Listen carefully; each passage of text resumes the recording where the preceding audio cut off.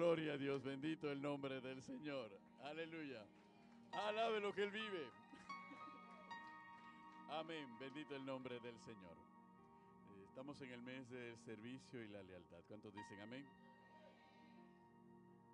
¿Cuántos sienten el llamado a servir?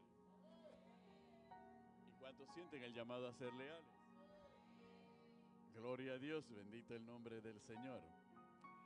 Bien, vamos a ir a la palabra del Señor y vamos a reflexionar un poco sobre ambos términos, pero dentro de un contexto muy particular. Un contexto que une precisamente el lema de este mes con el lema de este año. Amén. Este año JV. ¿Cuántos dicen amén? Aleluya. El año JV empezó el 10 de octubre. Amén. Aleluya. Así que nosotros estamos ya en el año JV. Gloria a Dios. Así que olvídese del año calendario. Usted está pensando en la Navidad. Gloria a Dios. Es importante, antes de iniciar el tema, establecer una diferencia muy clara entre lo que es la fidelidad y lo que es la lealtad. Que a veces nosotros solemos utilizarlo como si fueran sinónimos, pero no es así. Resulta ser que la lealtad es la raíz de la cual emana la fidelidad. Y la lealtad nace de un corazón transformado, de un corazón moldeado por Dios, por el Espíritu Santo. Mientras que la fidelidad es la manifestación externa y clara de lo que puede ser la lealtad. Es una de las expresiones de la lealtad. De hecho, la fidelidad se parte de un modelo más concebible y más visible para nosotros, como lo es el matrimonio. En el matrimonio se nota lo que es la fidelidad. Es un pacto, es un acuerdo entre un hombre y una mujer en donde se juran fidelidad uno al otro, es decir, se juran exclusividad. En otras palabras, tú serás mi mujer y solamente tú, y la mujer le dice, tú serás mi hombre y solamente tú. ¿Ok? De hecho, lo que va en contra del matrimonio y el aspecto fundamental del matrimonio, que es el pacto sobre la fidelidad, es el adulterio. Cuando se rompe en la base del pacto, que es la exclusividad. Cuando lo aplicamos bíblicamente, nosotros como hijos de Dios somos fieles a un único y verdadero Dios. Nosotros no, y ese es exclusivamente nuestro Dios. No tenemos más Dios que Él. ¿Cuántos dicen amén? Y Dios declara que Él no tiene más pueblo que nosotros, la iglesia. ¿Cuántos dicen amén? Entonces ahí se ve expresada la fidelidad. De hecho, cuando Dios le cuestiona a Israel su conducta, se la cuestiona por su infidelidad, por tener otros dioses aparte del único y verdadero Dios. Amén. Entonces lo que Dios más le señala y le condena, porque sobre esa base de esa fidelidad de Israel con su pueblo estaba un pacto de sangre hecho por el mismo Dios desde tiempos de Abraham. ¿Cuántos dicen amén? Y ratificado una y otra vez fundamentalmente en el Sinaí, donde se dio la ley y todo lo demás. Dios le dice, bueno, esto es lo que va a regular nuestra relación. Tu relación de fidelidad para conmigo y el cumplimiento de mis promesas para contigo. Amén. La lealtad entonces se convierte en una actitud del corazón. Tanto es así que si vemos la fidelidad como un acto externo y la lealtad como algo que viene del corazón, yo puedo ser fiel y ser desleal al mismo tiempo. ¿Sí? Porque yo puedo ser fiel a una persona, sin embargo hablar mal de esa persona, burlarme a espaldas de esa persona, no honrarla, no apoyarla y no respaldarla en los momentos importantes, pero sigo siendo fiel, pero soy desleal. Entonces la lealtad implica una actitud del corazón hacia esa persona, hacia ese Dios todopoderoso, de siempre estar allí, de siempre alabarlo, siempre glorificarlo, siempre exaltar su nombre, nunca avergonzarme del nombre del Dios al quien yo sirvo, de siempre estar dispuesto a servirle, ¿ok? A obedecerle y a hacer su voluntad. Entonces eso implica la lealtad, ¿ok? Ahora que ya lo tenemos bastante claro, ambos conceptos, y ya no nos vamos a extraviar en el camino sobre este aspecto, vamos a irnos al libro de Nehemías. Amén. El libro de Nehemías, que está en el Antiguo Testamento. Amén, gloria a Dios. Nehemías capítulo 4. Ok. ¿Por qué tenemos que irnos al libro de Nehemías? Porque en nuestro caminar en Cristo Jesús, en nuestra obediencia a nuestro Dios y a nuestro Señor, ambas actitudes son demandadas de nosotros y ambas actitudes se van a expresar a través de nuestro servicio. Pero cuando nosotros expresamos nuestra actitud de servicio, recolectando esos valores de la lealtad, unido a la actitud de fidelidad a Dios, implica nuestra obediencia certera a ese Dios. Pero siempre se nos van a presentar oposiciones en el camino. ¿Cuántos dicen amén?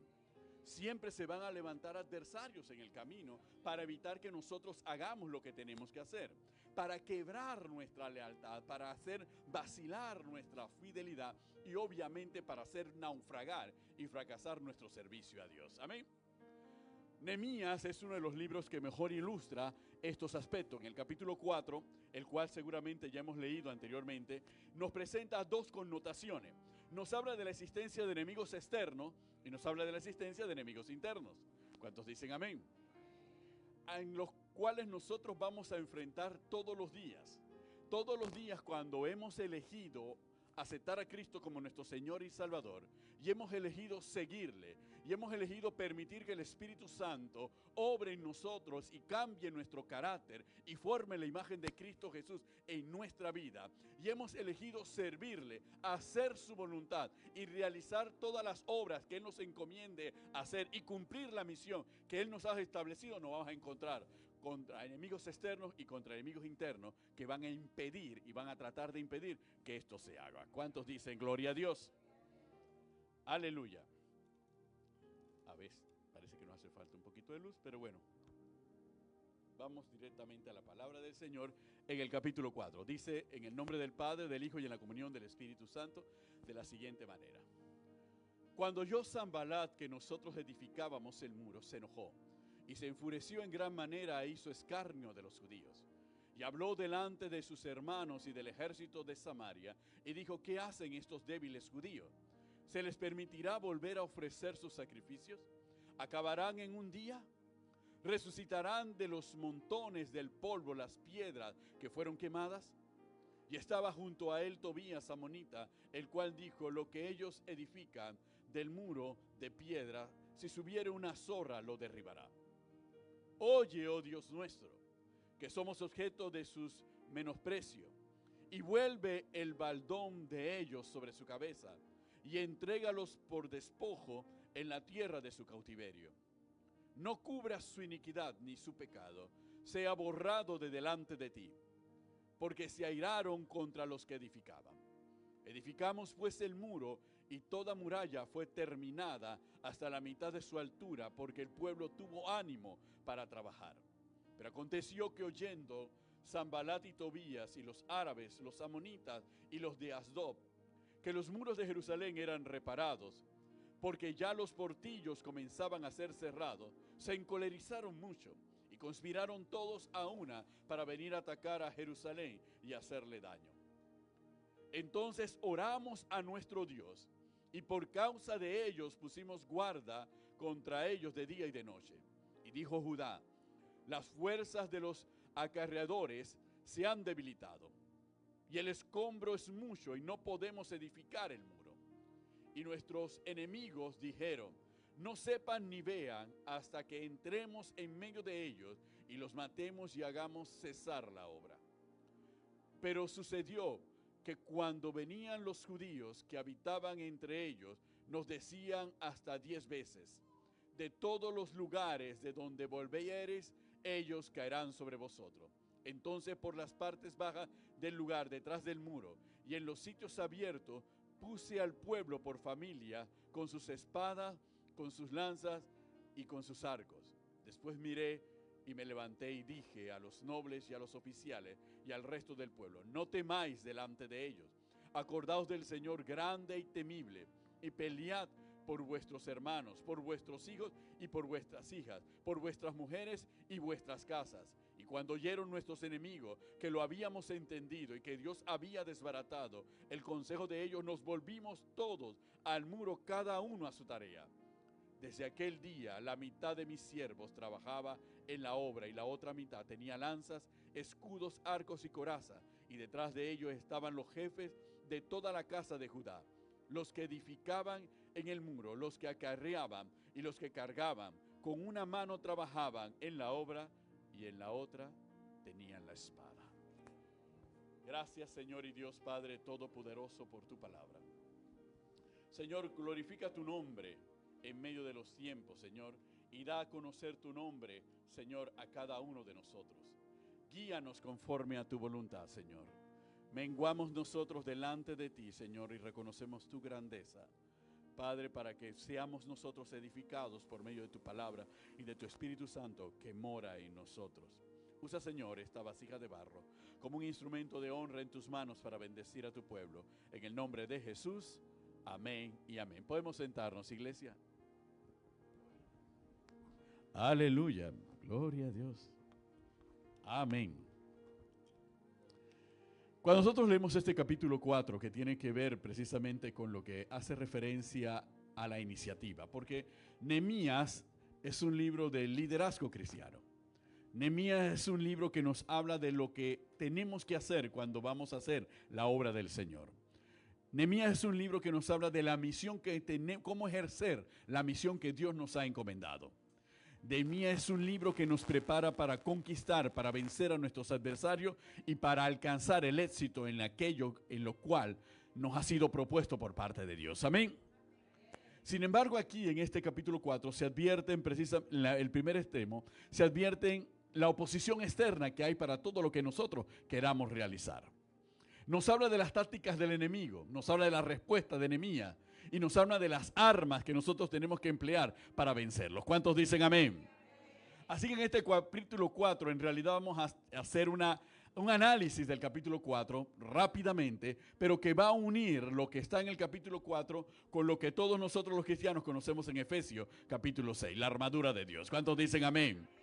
Y vamos a hablar sobre su funcionalidad y su utilidad, lo que todos tenemos que tener para poder servir al Señor en el propósito que Él nos ha encomendado. Sin ese espíritu y sin ese corazón de servicio, es imposible que podamos enfrentar o acometer cualquier iniciativa o enfrentar cualquier adversidad o cualquier obstáculo o podamos realizar cualquier obra.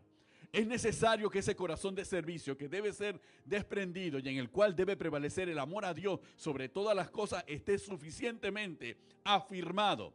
Y muchas de las situaciones que vivió el pueblo de Israel en la reedificación de los muros de la ciudad de Jerusalén y en la reedificación del templo que había sido arruinado y quemado y destruido en tiempos de Nabucodonosor, les permitió a ellos cultivar esas cualidades y esos valores que son necesarios en la vida para todos los que estamos aquí. ¿Cuántos dicen amén? La táctica del enemigo, la burla y el ridículo. Versículo 2 y versículo 3 del capítulo 4. ¿Por qué la burla? Y habló delante de sus hermanos y del ejército de Samaria y dijo, ¿qué hacen estos débiles judíos? ¿Se les permitirá volver a ofrecer sacrificio? ¿Acabarán en un día? ¿Resucitarán de los montones del polvo las piedras que fueron quemadas? Cada vez que tú quieras realizar algo en la vida, van a haber personas que van a dudar que tú lo puedas hacer. Van a haber personas que van a tratar de meterse en tu mente y en tu corazón para debilitarte desde adentro, argumentando que eso es imposible. Eso no lo vas a poder lograr. Eso es absurdo. Nadie lo ha logrado y tú no lo vas a lograr. Eres muy débil, eres muy joven, eres muy insignificante o eres muy viejo o te hacen falta recursos o no tienes las capacidades, no tienes los contactos para lograr esto que tú te has propuesto. Siempre nos vamos a enfrentar frente a las mismas adversidades. Siempre la oposición va a venir con burla, porque la burla tiene un objetivo, tiene el objetivo de minar la capacidad de la persona que tiene que realizar la obra, cumplir la misión. ¿Cuántos dicen amén? En política eso se utiliza. Los mejores políticos son los que terminan minimizando a sus adversarios. Son los que terminan ridiculizando a sus adversarios porque le van quitando fuerza, seriedad, empuje y respaldo del pueblo. Cuando uno examina el liderazgo humano, uno se da cuenta que esto es así. Yo recuerdo en una ocasión, cuando contaban una historia entre Arnulfo Arias y el doctor Zúñiga, Carlos Zúñiga. ¿Qué pasaba con Carlos Zúñiga? Carlos Zúñiga era un hombre intelectual e inteligente y muy capaz. Se decía que tenía todas las capacidades para poder llegar a ser presidente de la República. Y Arnulfo Arias era conocido como un líder carismático. ¿Saben cómo Arnulfo Arias anuló la capacidad de liderazgo de Carlos Iván Zúñiga? Lo llamó: usted es un hombre muy inteligente y muy capaz, pero es un pino en pote. En otras palabras, el pino es un árbol grande, fuerte, frondoso, etcétera, etcétera. Pero un pino en pote nunca puede desarrollar y nunca podrá desarrollar todo su potencial. Con esa sola frase anuló el liderazgo de Carlos Iván Zúñiga. Lo ridiculizó y lo disminuyó. Y jamás pudo levantar cabeza en la política panameña, teniendo todas las capacidades y todas las habilidades y todas las condiciones para poder llegar a ser presidente de la República. El liderazgo de Arnulfo Arias lo ridiculizó y lo disminuyó, porque la burla y ridiculizar a un adversario es uno de los elementos para disminuirlo. ¿Cuántos dicen amén? Por esa razón, cada vez que nosotros tengamos que emprender una tarea, ¿cómo enfrentamos la burla y el ridículo de quienes nos adversan, de quienes se oponen? A través de la oración ferviente. Eso fue lo que hizo, versículo 4. Oye, oh Dios nuestro, que somos objeto de su menosprecio, y vuelve el baldón sobre ellos, sobre su cabeza, y entrégalos por despojo en la tierra de su cautiverio. La forma de enfrentar a todo aquel que se burle, que dude de ti, que trate de ridiculizarte en la iniciativa y en la realización de una tarea que tú sabes que viene de parte de Dios, es que tú vayas directamente de rodillas a ese Dios que te llamó, presentes tu causa y presentes a ese Dios delante de ti, porque Él derrotará a tus enemigos y a tus adversarios. Porque Él avergonzará a los que quieren avergonzarte a ti. ¿Cuántos dicen amén? Por eso nosotros, como hijos de Dios individualmente, o como familia, o como iglesia Jesucristo Imperio de Vida, nos enfrentamos a retos y a desafíos. Y uno de los retos y desafíos es entrar a la tierra prometida que el Señor nos ha provisto. Y esa tierra prometida representa varias cosas para Jesucristo Imperio de Vida y para los que son parte de Jesucristo Imperio de Vida y los que creen en el mensaje que Dios le ha dado a esta iglesia. Y muchas veces en ese caminar nos vamos a encontrar con objeciones internas. Y nos hemos encontrado a lo largo de 10 años con esas burlas y con esos intentos de ridiculizarnos. ¿Quiénes son ustedes? ¿Qué es lo que creen que van a lograr? Ustedes no tienen ni la fuerza, ni la capacidad, ni el número, ni la experiencia, ni la unción, inclusive llegaron a decir, para poder seguir avanzando en este camino. Pero ¿qué hicimos nosotros? ¿Le contestamos? No le contestamos. Fuimos al Dios Todopoderoso, nos postramos delante de Él y el Dios Todopoderoso mostró con el tiempo que nosotros éramos sus hijos y Él nos respaldaba. ¿Cuántos dicen amén? Porque tú no puedes permitir, el cristiano tiene que fortalecerse espiritual y mentalmente frente a cada reto y cada desafío que va a enfrentar. Y la única forma de fortalecernos es orando a nuestro Dios, es clamando a nuestro Dios. Porque hermanos, la burla y el ridiculizar nuestras iniciativas o nuestros planes nos paraliza. La gente nos señala, no tienes la capacidad, no tienes las condiciones, no tienes los elementos para hacerlo. Y nosotros empezamos a dudar de nosotros mismos. Es verdad, ¿qué estoy pensando? Es más, hasta llegan a decir, ¿tú qué te crees? Y entonces, si es verdad, ¿quién soy yo? Y nos empezamos a minimizar. Nuestra autoestima empieza a caer y empezamos a dudar de lo que Dios nos ha prometido. Empezamos a dudar de lo que Dios ha hecho y está haciendo en nuestras vidas. O hay quienes dicen, pero tú no te acuerdas que tú eras así y que tú eras de esta manera y que tú eras, ¿a dónde vas a llegar si estás harto de pecado? Y Dios jamás va a voltear su mirada hacia ti. Y nos hace dudar del Dios que nos ha perdonado. Nos hace dudar del Dios que nos ha redimido. Nos hace dudar del poder del Dios en el cual nosotros creemos. ¿Cuántos dicen amén? Y frena nuestro servicio a la obra del Señor. Y detiene nuestro servicio, porque el objetivo del enemigo es simplemente detenernos, evitar que sigamos adelante, evitar que obedezcamos la voluntad de Dios y hacernos dudar de nuestra fe. ¿Cuántos dicen amén? Pero ¿cómo lo va a enfrentar usted? Lo vamos a enfrentar con la oración ferviente. Por eso, la pieza de la armadura que nosotros tenemos que tener siempre presente es el escudo de la fe, que hace que nuestra confianza se deposite en el Dios que nos llamó. ¿Cuántos dicen amén? Por eso el escudo está para defendernos ¿de qué? De los dardos que vienen del adversario. Esos dardos van dirigidos a nuestra mente y a nuestro corazón para quebrarnos y debilitarnos. Por eso nosotros tenemos que fortalecernos en fe cada día por medio de la oración. ¿Cuántos dicen amén? Por eso no podemos desechar el tiempo para orar. Nosotros no podemos desechar, porque si nosotros desechamos el tiempo para orar, colectivamente como iglesia o individualmente o familiarmente, si nosotros lo desechamos, el enemigo ya ganó. Pero si nosotros nos afirmamos, nosotros nos empeñamos, aunque no tengamos ganas, aunque tengamos desánimo, aunque no tengamos fuerza, aunque no tengamos tiempo, pero tenemos que sacar el tiempo y la fuerza para clamar a nuestro Dios y Padre Todopoderoso. Él nos fortalecerá y nos dará la victoria. ¿Cuántos dicen amén? No hay proyecto de un hijo de Dios que no sea puesto en oración y que no reciba respuesta de parte de Dios. ¿Cuántos dicen gloria a Dios? Amén, bendito el nombre del Señor. El segundo aspecto de la oposición externa son amenazas directas. Cuando te notas que la burla y el tratar de ridiculizarte no te ha detenido, entonces empiezan las amenazas directas.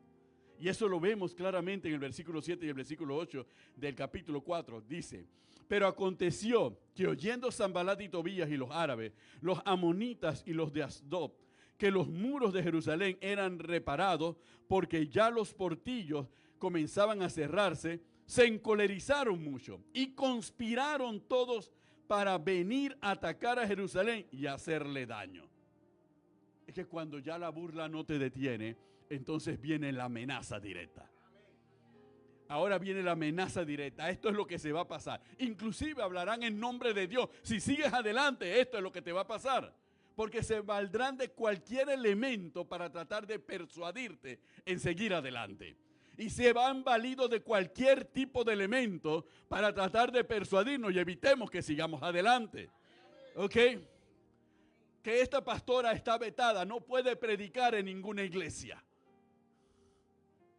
Que los Yevis no van a ser tomados en cuenta en nada. Que nadie los va a respaldar. Que vamos a ver cómo lo van a hacer solo, etcétera, etcétera. Que vamos a hacer esto y vamos a hacer lo otro. Y vamos a tomar control y vamos a poseer y vamos a meternos aquí y vamos a meternos allá y cerramos puerta por aquí y cerramos puerta por allá. Pero aquí está Jesucristo, imperio de vida todavía. Aleluya, porque hemos creído al Dios Todopoderoso y no nos hemos dejado amedrentar de hombre alguno. ¿Cuántos dicen amén? Entonces esta es la iglesia donde usted está. Y si esta iglesia es así, es porque usted también es así. Y usted tampoco se va a dejar amenazar, tampoco se va a dejar amedrentar de que yo no puedo tener este préstamo, de que yo no puedo levantar este negocio, de que yo no voy a lograr este ascenso, de que yo no voy a cumplir mis sueños, yo no voy a cumplir mis viajes, yo no voy a cumplir mi educación. Siempre se van a amedrentar, pero confía en el Dios que respalda la casa en donde tú te congregas. ¿Cuántos dicen amén? Aleluya.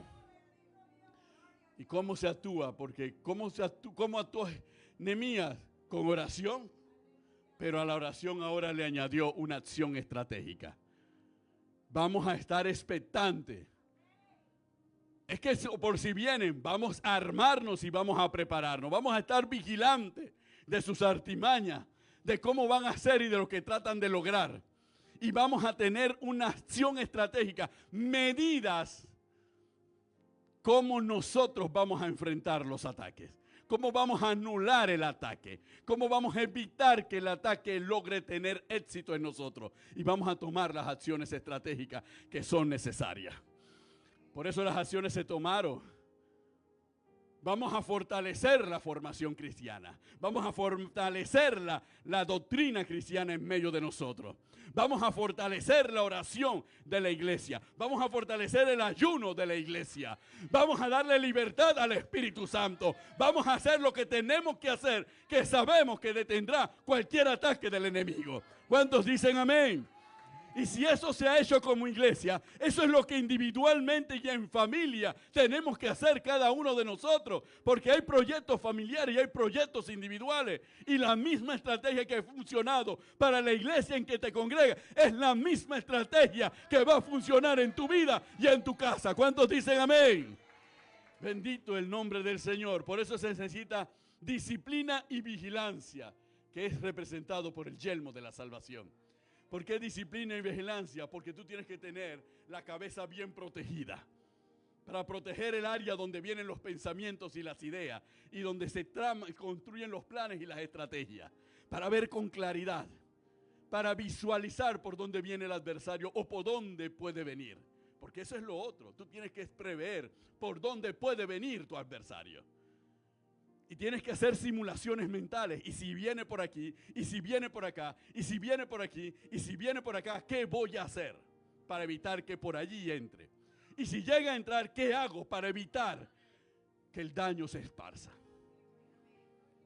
Entonces tenemos que mantenernos en oración y tomar acciones estratégicas. Y tú sabes cuáles son las acciones estratégicas que tú tienes que tomar. Porque cuando tú estás en un plan donde tú necesitas un veredicto a tu favor, cuando tú necesitas una decisión a tu favor, tú no puedes descuidar la vida de oración. Tú no puedes descuidar tu propia vida personal y seguir y permitir que el Espíritu Santo siga transformando tu manera de ser y cambiando tu carácter. No, tienes que afirmarlo todavía más, porque si tú no trabajas en esa área, tienes brechas dentro de ti que permiten que los ataques del enemigo puedan atravesarte y herirte y detenerte. Pero aun si eso acontece, tienes que saber que ese Dios es un Dios vivo. Aleluya. Y que aún puedes levantarte y volver a ese Dios vivo y hacer lo que tienes que hacer de manera correcta. ¿Cuántos dicen amén?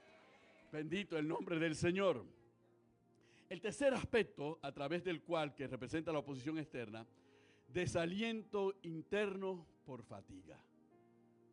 Aleluya. Y uno dice, sí, esta es la parte más humana.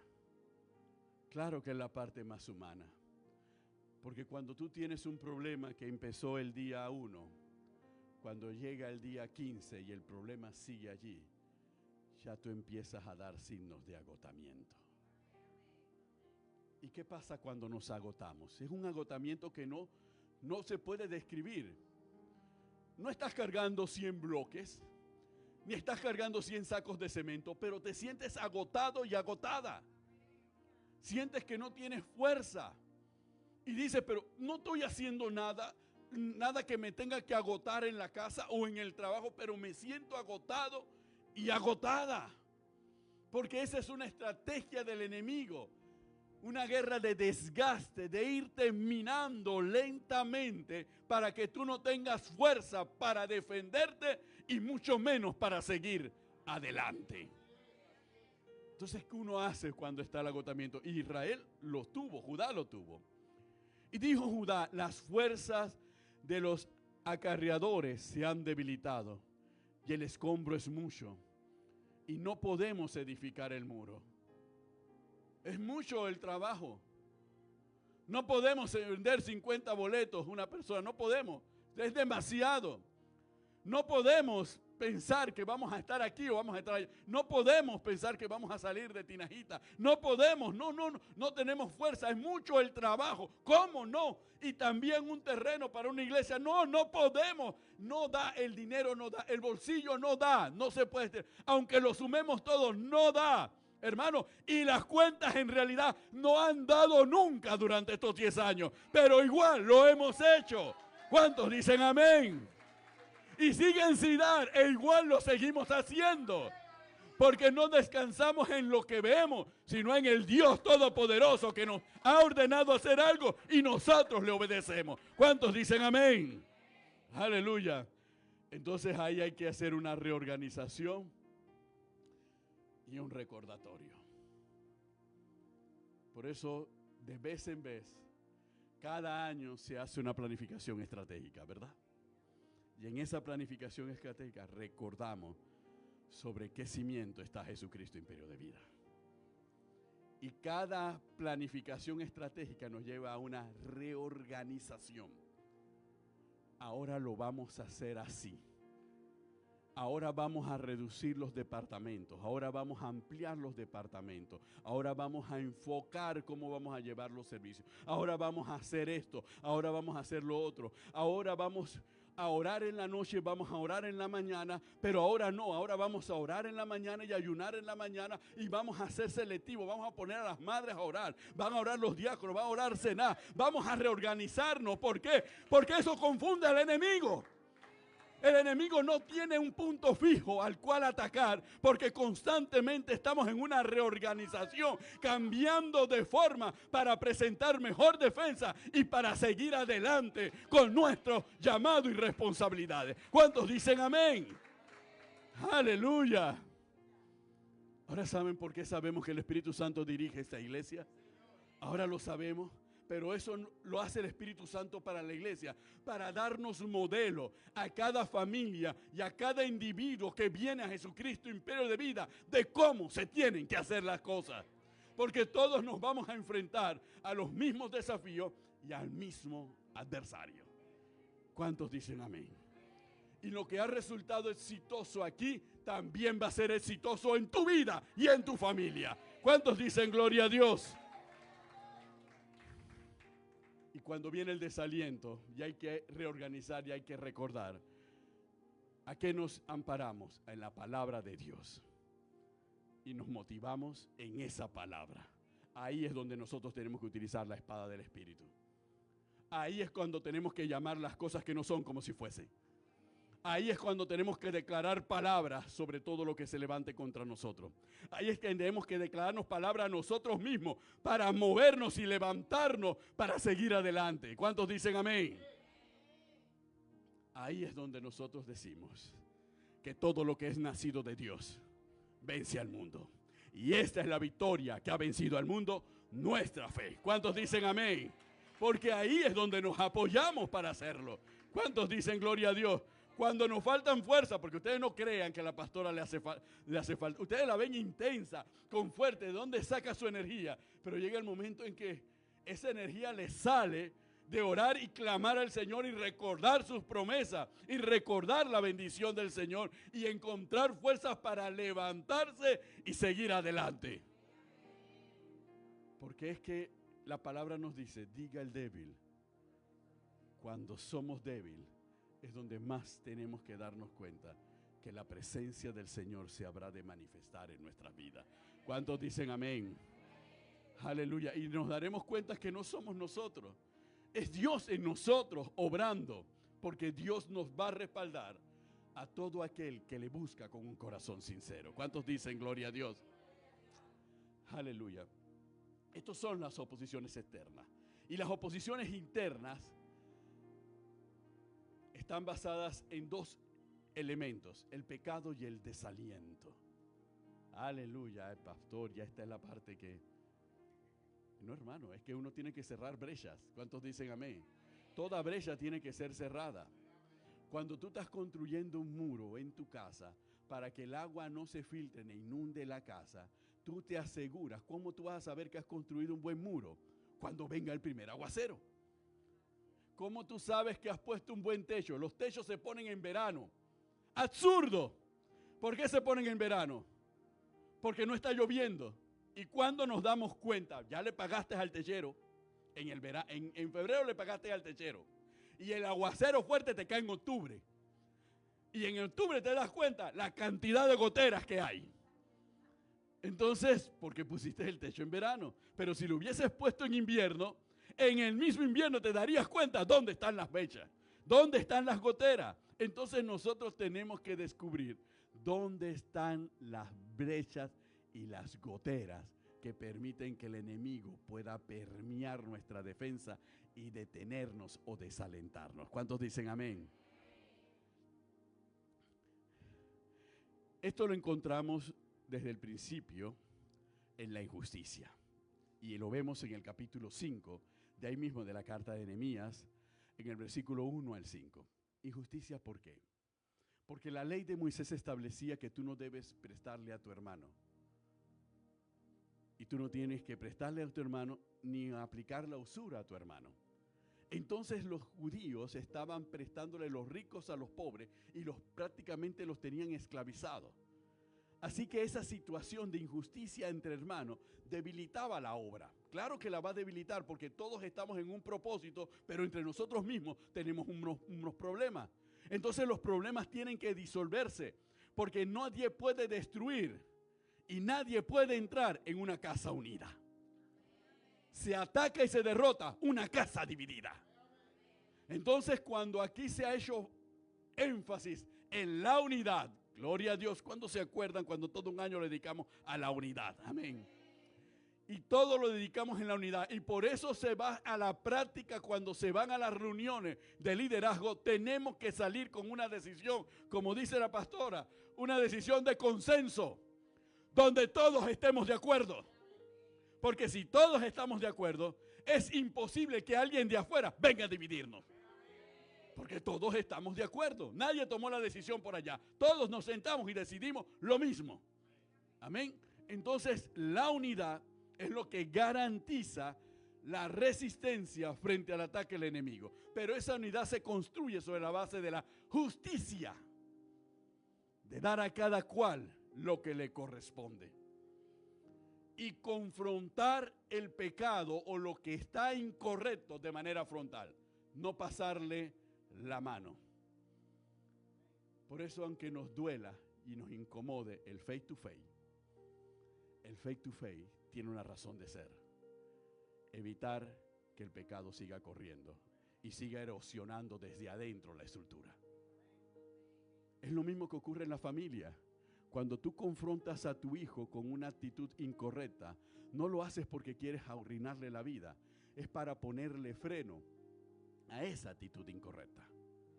Y cuando tú reconoces que como padre o madre has fallado y no has sido testimonio, porque lo otro que ocurre, cómo Nehemías enfrentó todo este tipo de asuntos, él mismo se puso de ejemplo. Dijo Nehemías: yo aquí no he cobrado salario. Es más, he puesto a mis siervos a trabajar. ¿Para qué? Para mostrarle al pueblo y mostrarle a los ricos que oprimían a los pobres que la situación de injusticia no nos iba a llegar a ninguna parte y de que el líder que tenían actualmente no iba a cometer ese mismo error. Entonces eso le dio fuerza al pueblo y le dio unidad al pueblo, porque tuvieron que ponerle fin a la usura y tuvieron que ponerle fin al aprovechamiento de uno sobre otro para mantener la justicia, que era lo que garantizaba que todos entonces iban en una sola mente y un solo cuerpo a cumplir el objetivo que Dios había establecido. Por eso aquí procuramos precisamente que la justicia prevalezca en todos los aspectos. Reconocer el valor de cada familia que forma parte de esta iglesia e integrar a cada familia que forma parte de esa iglesia. No desatender a ninguno porque piense que su problema no es tan importante como para ser atendido, sino atenderlo. Entonces, ¿por qué? Porque eso es lo que garantiza la unidad. Reconocer y valorar el esfuerzo pasado, aunque las fuerzas en el presente de algunos ya no estén, pero reconocer el valor de su esfuerzo y de su aporte a esta obra.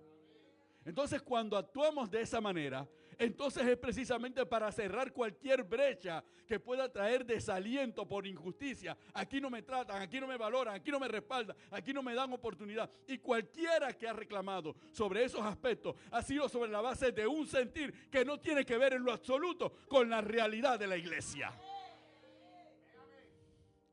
Por eso no se le pone trabas a ninguno. Por eso se pone a predicar a los diáconos, se pone a predicar porque no se le pone trabas ni obstáculos a ninguno, para que todo sea equitativo. Y eso tiene una doble razón de ser. Esa, garantizar la unidad, pero también conocer lo que hay en los corazones. ¿Por qué? Porque nosotros sabemos cómo se mueve el enemigo y el adversario. El enemigo y el adversario, cuando siempre va a estar en la carne. Y les pongo un ejemplo de cómo se hacen las cosas en la carne. En la política yo le decía a mis estudiantes, el problema no es la sartén. El problema es en manos de quien está. Cuando tú estás en el poder, La oposición te critica por cómo manejas el poder. Pero cuando la oposición está en el poder, hace peores cosas que tú. Entonces el problema no es la sartén. El problema es quién está en la sartén. El problema no es quién reclama los derechos. El problema es que cuando tenga la oportunidad de darlo, se lo niega a la mitad y a quien le parece y a quien no le parece. Entonces uno se da cuenta de esas situaciones y de esos comportamientos, porque eso revela las intenciones del corazón. Reclamas justicia, pero cuando tienes que hacerla, eres injusto. Reclamas imparcialidad, pero cuando tienes que aplicarlo, eres totalmente parcial. Entonces nos hace falta crecer, nos hace falta madurar.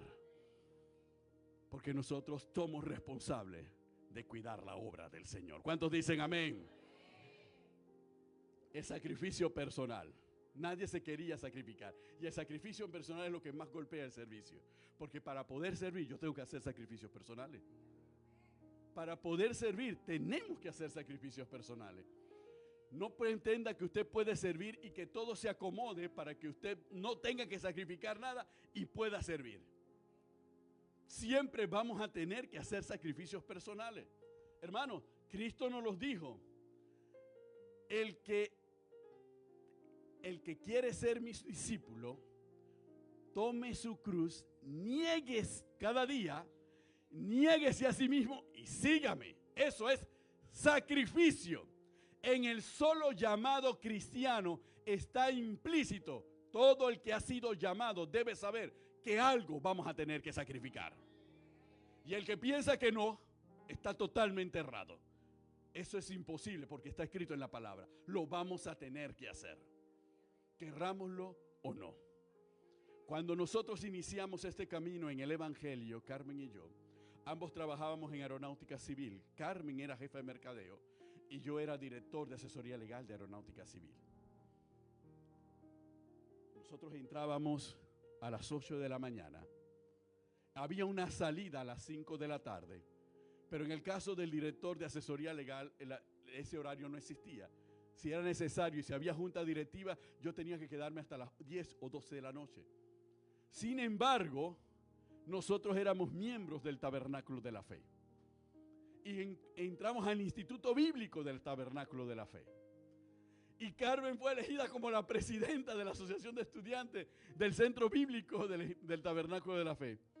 Y cada vez que nosotros los jueves teníamos que ir, salíamos de la oficina y llegábamos a la casa y empezábamos a preparar 40 o 50 hot dogs para llevarlos al Instituto Bíblico, envueltos ya en plástico y ya preparados para venderlos, para recaudar fondos para la junta directiva, para la graduación del centro bíblico. Y después que terminábamos el centro bíblico, nosotros también éramos líderes fuera del centro bíblico en el Tabernáculo de la Fe. Y teníamos que, si había campaña, íbamos con el apóstol a la campaña. Y si había que estar aquí o a estar allá, íbamos allí. Y también servíamos a la pastora. Aparte de servir a la iglesia, y teníamos que atender a la pastora, no importaba la hora ni la madrugada, teníamos que estar allí. Y eso era 24/7. Eso no era uno o 2 días a la semana. Eso era 24/7. Y las responsabilidades de uno era una responsabilidad legal sobre la base de una institución de 700 personas. Y que era la responsable de manejar el espacio aéreo de este país y manejar toda la navegación aérea en este país. Y ella manejaba el mercadeo y tenía que ver también con el Instituto de Aeronáutica Civil, que formaba a los mecánicos de aviación y a los pilotos. Entonces todo eso eran nuestras responsabilidades. Y teníamos gente a nuestro mando en las oficinas. Y aún así teníamos que servir en la iglesia. Y no podíamos decirle no al Señor.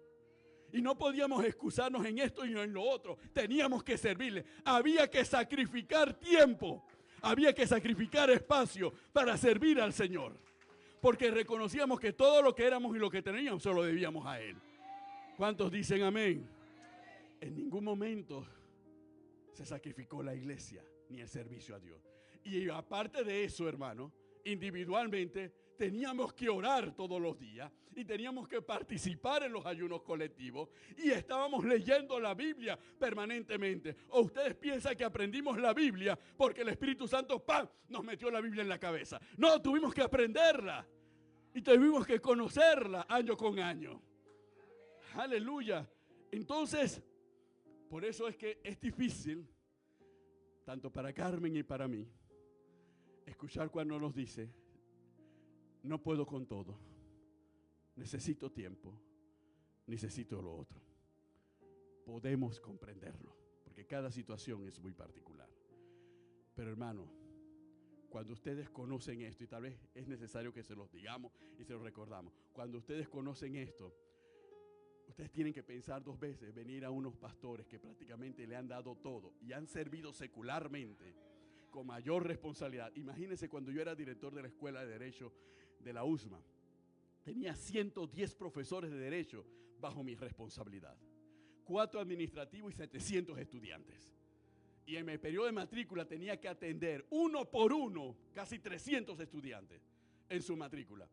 Y cuando salía de ahí, iba al tabernáculo a cumplir mi responsabilidad como diácono y como líder dentro del tabernáculo de la fe.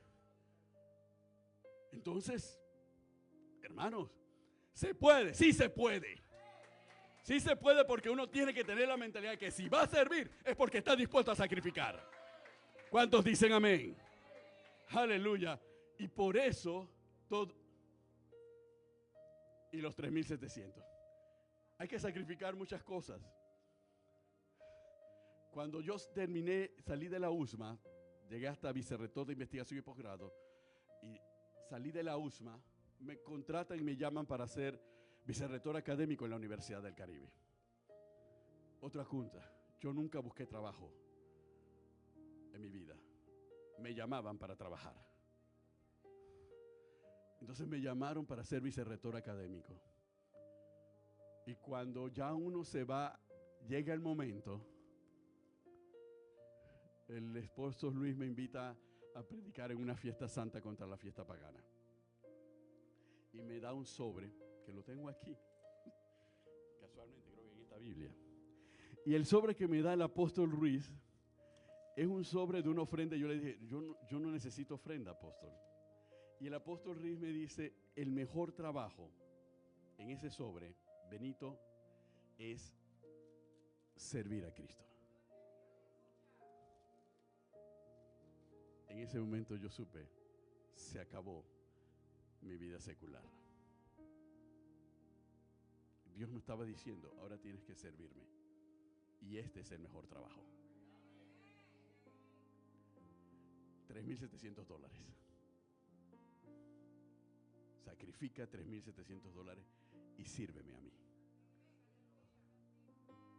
Cuando habemos muchos que estamos peleando todos los días para tener mejor estatus y más salario. ¿Y cómo me va a decir que ahora que tengo más salario, ahora lo tengo que dejar? Él está loco. Pero si Dios lo manda, a nosotros solamente nos queda obedecer. Porque si yo aprendí algo en este camino es desobedecer a Dios. Si tú piensas que obedecerle es duro, desobedecerle es peor. Así que es mejor obedecerle a Dios, porque Él tiene control de cada cosa. Aleluya. Ahora, ese es mi caso, hermano. Ese es mi caso. No es el caso de ninguno de ustedes. Mucho menos para los que están empezando en la vida. Amén. Y espero que no sea ese el caso, que a alguien que está empezando de repente Dios le hable y diga, ¿sabes qué? Tienes que dejarlo, la cantidad de dinero y todo. No. Ese es mi caso. ¿Ok? Pero es un testimonio para decirle que para servir hay que sacrificar. Y tenemos que tener la mentalidad de que tenemos que sacrificar para servir al Señor. Tiempo, tenemos que sacrificar muchas veces espacio, parking, tenemos que sacrificar amigos, etcétera, etcétera. Hay quien no quiere dejar al parking, quiere estar con el parking y vivir con el parking, y que el parking se convierta a Cristo para hacer el parking en la iglesia. Aleluya. No para que el parking se convierta, y inclusive gente que ha pedido que el parking se convierta a Cristo, y cuando ve que el parking empieza a hacer amistades con otro y hacer otro parking, se pone celoso o celosa. Oye, me están dejando mi parking, yo lo traje para que hiciéramos parking aquí y ahora se fue mi parking. Pero mi parking no vino hoy, que Que es Esmeralda. Se fue de parking. Bendito el nombre del Señor. Vamos a ponernos de pie, iglesia. Vamos a ponernos de pie. Son enemigos externos y son enemigos internos que todos vamos a enfrentar. Todos los que estamos aquí, independientemente de la edad, hemos enfrentado los mismos adversarios, la misma oposición. Hoy solamente la palabra nos dice cómo tenemos que enfrentarlos, cómo tenemos que enfrentarlo y cómo los vamos a vencer. Y cómo vamos a alcanzar la victoria que ya nos ha sido garantizada por nuestro Dios y Padre Todopoderoso. Amén. Bendito el nombre del Señor. Hay veces que en la vida, a veces Dios nos muestra la salida, porque a veces nosotros nos cerramos a una sola opción. ¿No les ha pasado así? ¿Sí? O es esto, Señor. Es más, nosotros mismos logramos al Señor, es esto, Señor, lo que yo quiero. Y Señor, es esto. Y Dios nos dice, hay otras opciones. No, es esto. A veces nosotros tenemos que ser flexibles en la mente para escuchar la voz del Señor y que el Señor nos muestre, hay más opciones. Y todas las opciones te van a llevar a un mejor propósito y a lograr un resultado más perdurable en el tiempo. Amén. Bendito el nombre del Señor. Vamos a orar al Señor porque tenemos una serie de puntos todavía pendientes. Amén. Gloria a Dios. Pero no haberme cedido, no, estoy dentro del tiempo. Aleluya. Señor y Dios Todopoderoso, ahí donde usted está. Señor, abre mi mente y abre mi entendimiento, Señor. Abre también mi corazón para comprender, para hacerme entender, Dios, las cosas que están ocurriendo alrededor mío. La oposición externa, Señor, que se ha levantado para detenerme en el propósito y en el llamado que tú me has dado. Señor, yo sé que tú tienes planes para mí y que tus planes y pensamientos para mí son de bien y no de mal. Señor, tú sabes que yo todo lo que he realizado lo he puesto delante de ti para que tú lo bendigas. Señor, pero se ha levantado oposición. Dame el discernimiento para advertir los ataques de mis enemigos y adelantarme antes de que los mismos me golpeen. Dame las estrategias, Señor. Pon en mí el espíritu de oración correcto, Señor, para enfrentarlos y derrotarlos. Levanta mi espíritu, Señor. Levanta mi ánimo para seguir adelante, Señor. Dame plena conciencia de las decisiones que debo tomar y de los sacrificios que son necesarios hacer. Señor, yo tengo palabra de parte tuya. Yo me he agarrado de una palabra que tú me has dado, de una promesa que tú me has dado, Señor, por lo cual he emprendido esto que estoy realizando. Y a veces siento que me van a hacer falta las fuerzas para seguir adelante. Renueva mis fuerzas, Señor, como las del búfalo. Renuévame como el águila, Señor, para poder seguir adelante y cumplir, Señor, el propósito que tú has establecido y la misión que tú me has dado y el proyecto, Señor, que he emprendido. Dame esa fuerza y esa determinación, Señor. Oh Padre, te presento mi vida, te presento mi matrimonio, te presento mi familia, Dios. Delante de ti los pongo, Señor, porque tú sabes lo que yo estoy viviendo y lo que yo estoy atravesando, pero en ti confío, Dios. Oh Padre, que tú me darás la victoria sobre todo enemigo interno, Señor, para deshacerme de todo pecado, Señor, que pueda interponerse para que tu bendición pueda correr sobre mi casa, Señor. Oh Padre, para enfrentar todo desaliento que trate de detenerme y de desviarme, para romper todo intento de división que se haya levantado en contra de mi casa, de mi familia, de este proyecto que estoy realizando, Señor, de mi servicio a ti en la iglesia. Oh Padre, tú eres lo más importante en mi vida y en mi corazón. Dame la sabiduría para servirte. Dame la fuerza de voluntad y la determinación, Señor, para servirte de la manera que a ti te agrada, Señor. Porque sé que en tus manos estoy seguro. En ti confío, Dios. Dame la sabiduría para colocarme la armadura que tú has establecido de la manera correcta y emplearla de la forma eficiente y eficaz bajo la dirección de tu Espíritu Santo y de tu palabra. En el nombre de Jesús, amén y amén. Bendito el nombre del Señor.